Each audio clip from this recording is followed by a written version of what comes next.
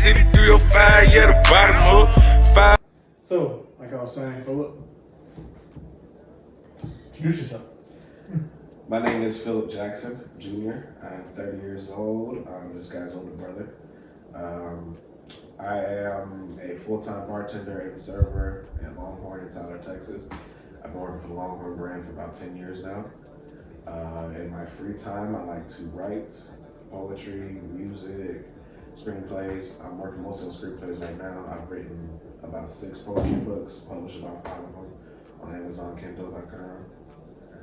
And, I worked on Rise with this guy here. I helped him out a lot with that. That was one of my favorite experiences as a writer. Well, discuss each poetry book that in Amazon. I guess their inspiration from each one. Of course. My first one's called Memoirs of a Poet. That's my first book. It was written between the ages of 16 and 19. It was inspired by kind of teenage angst, I guess is the best way to put it. And the emotion that you feel in high school. You think that it's kind of the end of the world when you're that age, but it's not. Like I said, like Memoirs is kind of an arrogant title because you think that that's kind of the end of your life when it's really just the beginning, And so I thought it was cool at the time. I guess it hasn't really aged well, but it was still good work, still good writing. Still good writing, I think. It was inspired by some relationships in my life at that time. When I had with the person I would describe as my high school sweetheart, and the girl I fell in love with afterwards. She didn't go to school with me, but she had a deep impact on how I view love and how I view myself. So a lot of lessons I learned from her, I still keep to this day. So and then the second one is called If Beauty Had a Name, and that one is inspired by both those two relationships as well. But it's more concentrated on the actual relationship and kind of the beauty of the world around it as well. So there's some more objective pieces there, and the beauty of life and friendship as well. The third one I wrote is called The Art of Storytelling, Volume 1. I like to, at that time when I went to college, I like to tell anthology stories with my poetry and kind of keep them in 10 and 15-part stories. Because I was just inspired by that at that time. So there's 3 stories in that title. One of them is called Temptation. The other one is called Hope. And the other one I think it's about beauty as well. You gotta forgive me, it's been a while since I talked about these. Like these 3 This is what it's for, talk about them, right. like promote them. That's what we're here for. Continue, I'm sorry. No, you're good. All those 3 are about 10 years old. They've been on Amazon for maybe about 8-9 years for each of them. The last 3 I did about 3 years ago. The first one is called Headphones, Hoodies and Other Stories Mixtape Edition. I made it as if it was a mixtape, like there are tracks on it, and it was just, I was really feeling that, and at that time in that anthology, I thought it was really cool. And it was just inspired and kind of discouraged by how life was going. Like the title, of course, is inspired by black men who wear hoodies. And at that time, with what happened with Trayvon Martin, it affected me in that way. I had to write about it, and I felt like because honestly, expressing my emotions in the way can look as either a masculine or you can look as being too angry, especially when you're a young black man. So writing has always been an emotional escape for me, a way for me to I guess that goes on to my next question. Like, how did you get into writing? Well, I felt like I had to find a way to express my emotion, without either looking weak or looking like a threat, because unfortunately in this country, like if you are too emotional or either way, it could be looked at as a problem or something like that. We don't really encourage each other to, especially I guess at the younger ages, we don't really encourage each other to express ourselves in a healthy way. It's always something pent up, and then it usually explodes in different ways that are either really destructive, toxic, and it hurts you down below. So I had to find a way to get that out. Even if I didn't think in my time that it was worth it, I had to get it on paper because it was going to. In hindsight, it is worth it. But then I went into open mic night I had, when my concept was literally, it was freestyle and poetry. I just kind of wrote down, thought of a word, and put them all together. And then I put that together in a book.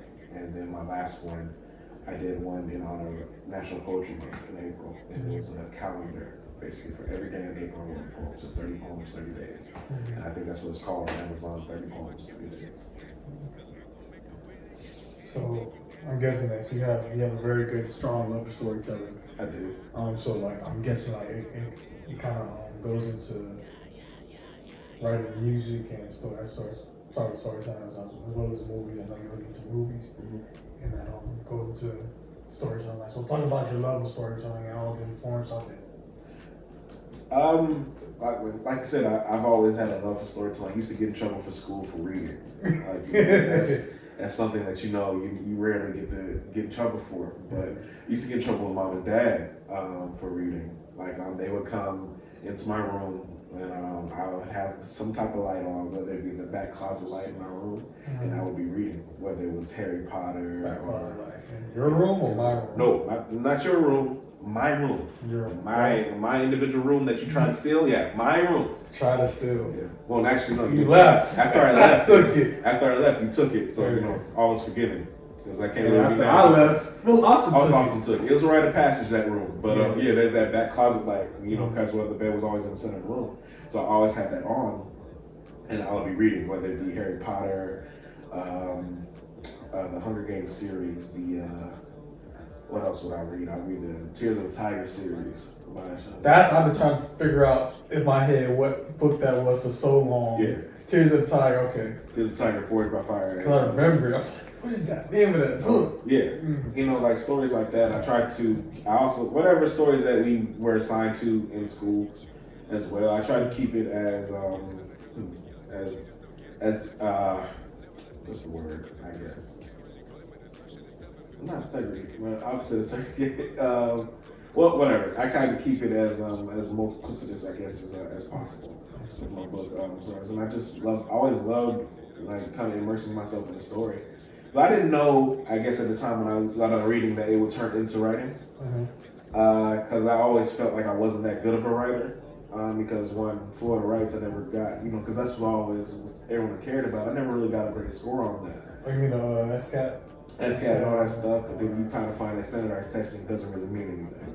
Because when I got into high school and college, like the best things I ever did was write. Like everyone loved my writing. Like if I wrote a paper, it was always an A. And stuff like that. I mean, like I used to help y'all with y'all college papers and stuff like that. And anytime I helped them, they got A's.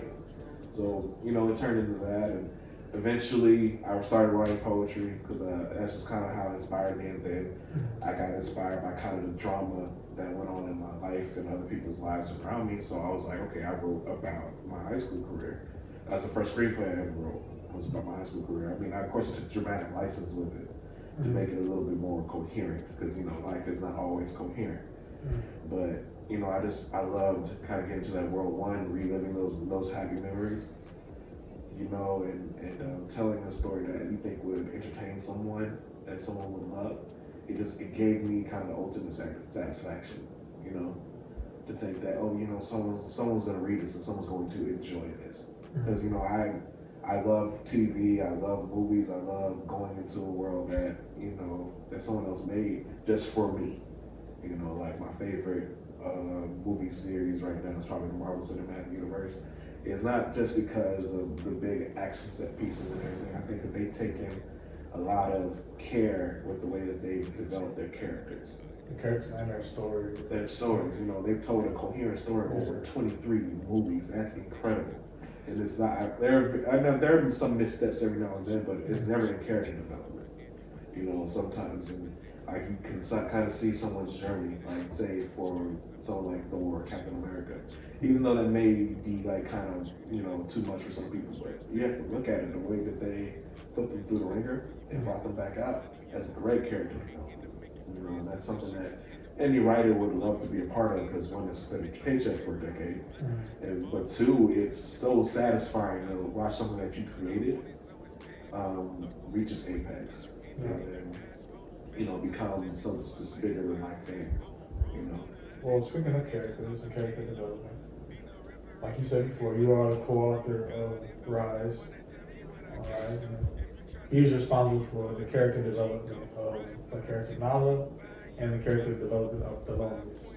So talk about your development of the character Thelonious. Give it up on your plate, it's called the play, but I ain't said it. Don't walk up on the nigga, I just pull up while you bird chest. Thank you to the money on the table. The whip that I'm riding, navigating to the pesos. Hate when I'm leaving, be like, damn it, beso. If she like this queso, then it's I style, I wiggle. Yeah, my nigga, I need to wish you Sorry about that. Never had any positive stories in my life before. This is the first for me. I don't take a lot of videos of top pictures. Alright. As we were talking, We left off about the Thelonious. yes, we left off about character development in the book. Our book Rise, we talked about Thelonious. Go into that. Yeah, like I said, Thelonious it was like coloring in a picture. You were given an outline. The same thing with Nala. But Thelonious, the way you described him to me, he's the smartest person in the room. He's the open analytical. He was the sniper. He was the one who kind of set them on their path. You know, but even though he was the one who set them on their path, he was the smartest one in the room. He had all these influences on his life.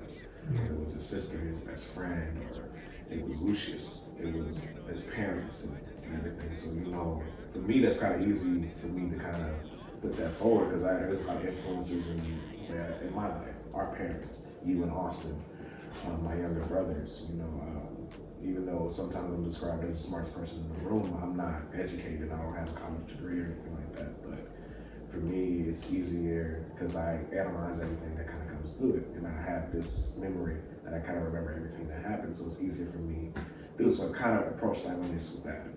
You know, so how would, like, I guess if I was to become a world-class assassin because of, or if my upbringing was different, how would I do it? Mm-hmm. You know, and, you know, that's how I approached him. You know, I tried to make him suave as possible, but I also tried to make him very vulnerable to himself, vulnerable to his own thoughts, because that's kind of how I am. So I tried to put as much of myself as I could, as I felt that would make the character real. You know, especially his relationship with Nala. And for her, it was a lot easier, you know, because one, you giving me kind of this outline of who she was, but it was my choice to make her Aussie. And you kind of ran with that. Because I thought that would be an interesting, quirk and something different than what they were dealing with at the time, being in England and everything. So one to kind of keep that English aesthetic a little bit, but she's much more fiery. She's much more in your face, and you know I think she's much more of a challenge for him because I just don't think he would have been challenged by someone who was British at the time, to be honest. You know, and I think her personality I would have to tone it down, I think. But, you know, one day I've been my favorite relationship to write, and I am jealous that I want to came up with a relationship a little bit. But they were definitely my favorite relationship to write because I really feel like they went through it. But, you know, sometimes relationships, the best thing that can be, sometimes the worst thing can be, honestly, is honesty. And I think that they chose to be honest with each other, and it had its benefits. And you know, it had its detractors, but you know, I have to read the book to see exactly what happened there. Yeah, but I do want to. I know I don't want to get into too much spoilers, but I do want to discuss the relationships that the Thelonious had, the relationship that he had with his sister, his best friend, and his love interest. I was about to say that, I want to slip up. That's funny. But talk about those. How you see it. I mean, not. This is how you see those type of relationships. Period. Like friendships. Those three trifectas. The trifecta relationship. Yeah, the sibling, the friend, and love. Well, I think it's sometimes it's the most important thing that you can have. Familial love is so important when it comes to support. You know, we've all made mistakes in our life, and you know, sometimes we feel like no one will forgive us, even our family. But our family will always be there for us. I mean, I've made some huge mistakes in my life, but Ditto. Yeah, but my mom, my dad, you and Austin, y'all have always been there to forgive me. You know, and that's a big thing. I wanted to put that into my relationship with my daughter. You know, and I think that like they make mistakes, and but also mistakes were made in how they were raised, and I think that they had to bear the brunt of that. And I'm a big believer you shouldn't have to bear the brunt of your parents' sins, but for them they have to. They literally are kind of born in it. They're forged by it, and I think that forges their relationship. My daughter has kind of become, or at least in her eyes, she has become kind of a mother. I think too, Thyonius also feels he has become kind of a father to her. So that kind of muddies up. I feel like they have a relationship where Thyonius feels like he has to man up and be his alpha male, masculinity at his finest. But as an older sibling, my Daria feels like she has to be the leader. And I think we touched on it. I think me and Johnny touched on it as far as leadership in general go a little bit, stuff like that. But, I mean, thinking of going into older siblings, talk about, we need to finish. I'm going to go my bad. Going off on a tangent again. Well, I think his friendship with Nick changes his life more than anything else in the book. So I think that's the most important relationship in the book. And like whether romantic or friendship or family or anything else, the relationship between Nick and Thyonius is probably, in my opinion, is the basis of the book. And so for me, because I had to introduce the character of Nick, it was so important for me to get him right and to get his relationship with Thyonius right, the relationship between these two men. So what I did is I based it a little bit on your relationship with your best friend Nick, rest in peace. And my relationship with Nico. Yeah, rest in peace Nico. And my relationship with my best friend was also named Nick. Actually we're in his house right now. It was coincidence. But when you choose, like your family, you don't choose. And sometimes it's great, sometimes it's not. But friends, you that's the family you choose. And I definitely wanted that aspect to be very prevalent in their relationship. So sometimes some influences you don't choose, but sometimes the most important ones are the ones that you do. So much is based on choice in your life. I think, like I said, that's the most important relationship in the book. And then moving on to the love interest, I think I touched on it in the last question. I think I guess the ending of the book is definitely based on what he wants to do with the rest of his life, his future. The future is always going to be intertwined with the romantic relationship. Because the future, when you think about his kids, his homes, it's legacy. Money, legacy, exactly. So that's not really, a lot of that is not really based on you personally, almost what you do, it's based on what you create. And what you create is usually a romantic relationship, the kids that come from it, all those things. That's out of your control, but you can only do as much as you can for it. And I think that their relationship in that way was kind of out of both of their controls. I think they took their stance when they could. That's my answer to that. I guess you can kind of move on to what you were alluding to. Yeah, I was alluding to before. I do want to talk about, I think this is the last question. I do want to talk about how it is to be an older brother to two young men. I'm an older brother as well. Don't feel like I've been that well of an older brother, but don't really consider myself an older brother, to be honest. At many times, but talk about being an older brother to two young men and how it is to be the oldest in our immediate family. Okay. Well, to clarify, I have two younger brothers, Julian. Austin is our younger brother. And I guess not so much just two young men, it's two young black men. And that's the biggest influences on me and what I do. Growing up, I felt like there was undue pressure on me to kind of be perfect. And if I was anything less than perfect, I felt like I was failing my parents and I was failing you and Austin. And I felt like Dad and Mom kind of made sure I know that. I don't think they meant to do that, but I kind of felt like that's how it was. And I've dealt with that now, years later. But it led to me doing some things when I left home and holding some things back that I shouldn't have. Making some decisions I shouldn't have. And I was too afraid to fail. So when I did, I pretended like I didn't. That's so much worse. It makes things so much worse when you have that type of mindset and lifestyle. And also because it confused two of you, and I think it led to a lot of things Like I would get messages from y'all. I was like, "Yo, Phil, what's going on?" And like Austin was like, "I don't understand. Like, when I talk to you, it's this, and when I talk to you, it's that." I never wanted that. I don't remember that time. I can't add to it. But we keep on.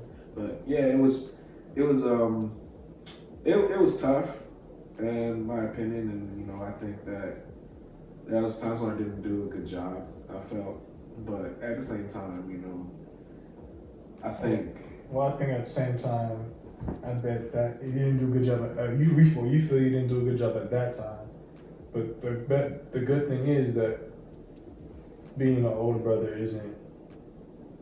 It's a lifetime thing. Right. So that was only that period of time where you felt like you didn't do it, but you're 30, so you have probably 50 more years of being an older brother. Exactly. So like, so everybody, we've all been young.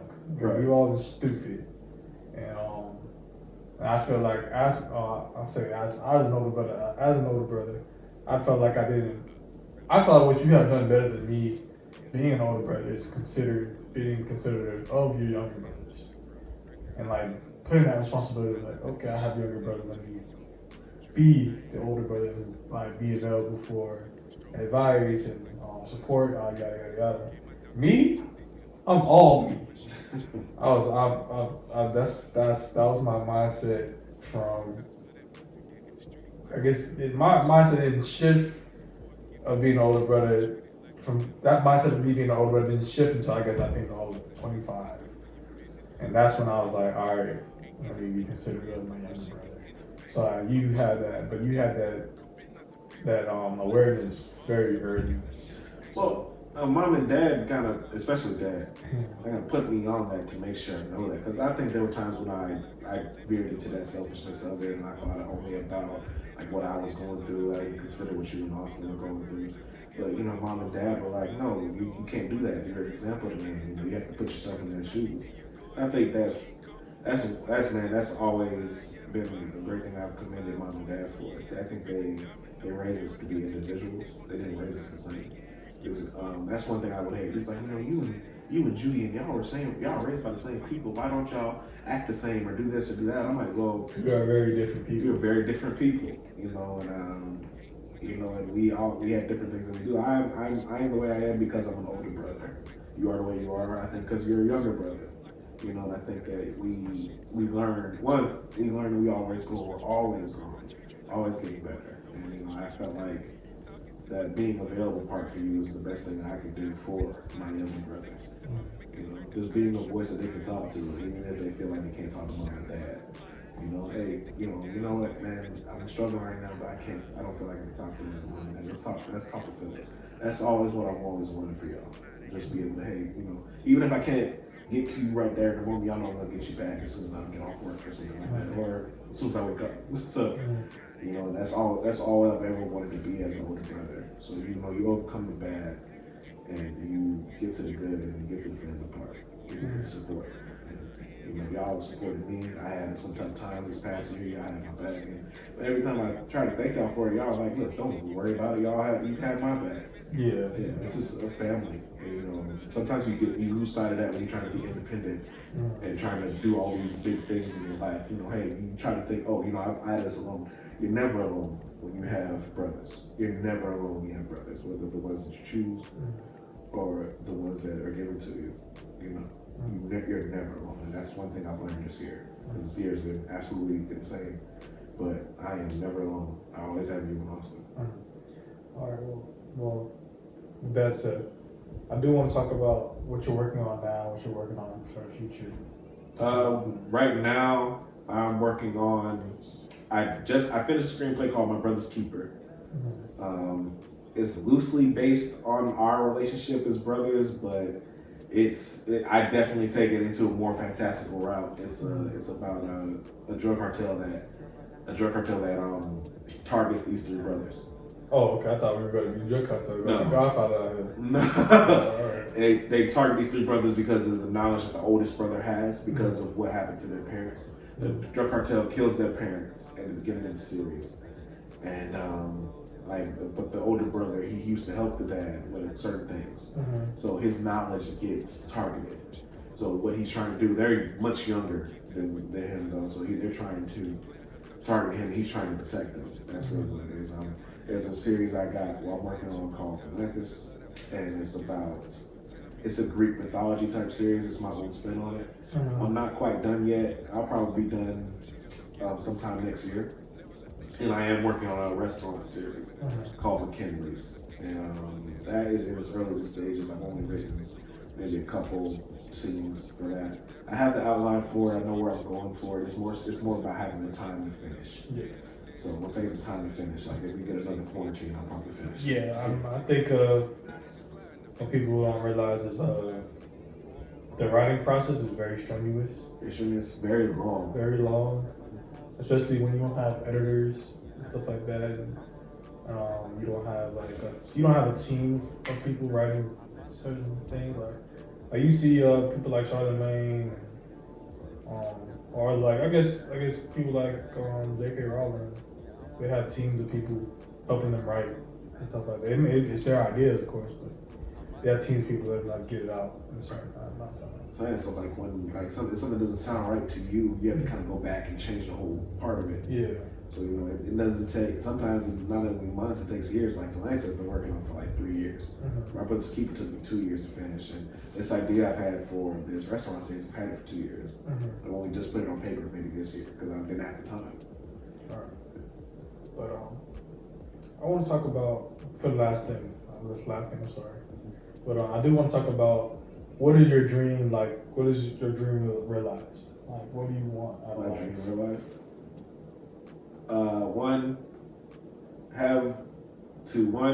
First part is to have my own restaurant one day. That's a dream realized. 2, to have a best-selling book, poetry book. That would be a dream realized. And so, and also third dream is to be happy. Whether it's in a relationship or with kids, or at this point maybe just one kid. Or you're not that old. Yeah, I know I'm not that old. It's not about so much being old. It's about finding the right person. And I guess for me, relationships are a bit difficult because I think I kind of attract the crazier people. But for me, it's trying to finding the way to be happy. Whether that has a relationship in it or not. I think that I'm on my way to doing that. So that's one of my dreams, kind of getting realized. But I'm working hard to be the best type of person I can be. Well, I'll say this. While we were talking, some girl texted you, so with that, we'll get out of here. Awesome. She pull up a foe, she hate when I'm dipping. Got keys to the whip, but the title is missing. She keep playing herself cause she think that she pimping. I'm just looking for love, that's what got my attention. Please pay attention.